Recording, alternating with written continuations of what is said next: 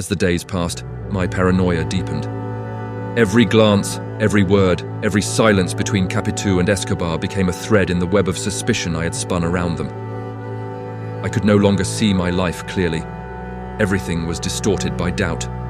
One evening, as I sat alone in the study, Capitu entered the room. She looked tired, her face pale and her eyes weary. "Bento," she said softly, "we can't keep living like this." I didn't respond immediately. I stared at her, trying to discern her intentions.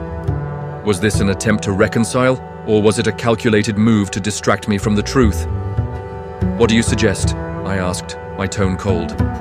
"I suggest we talk," she said, taking a seat across from me.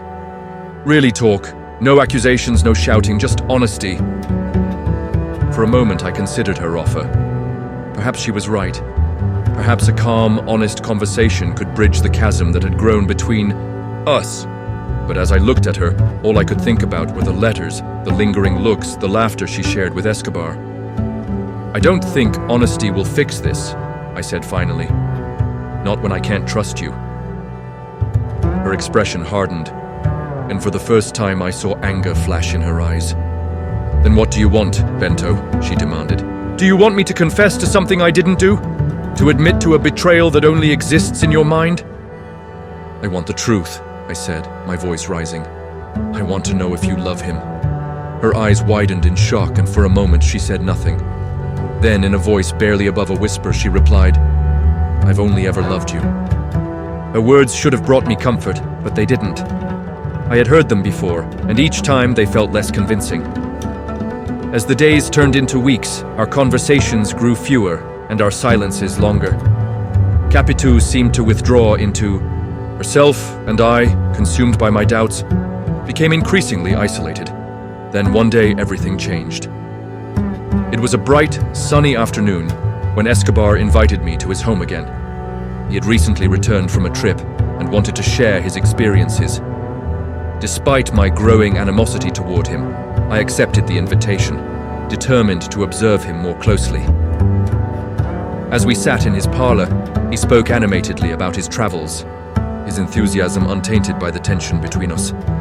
I watched him closely, looking for any sign of guilt, any hint of deception, but he seemed genuine, as he always had.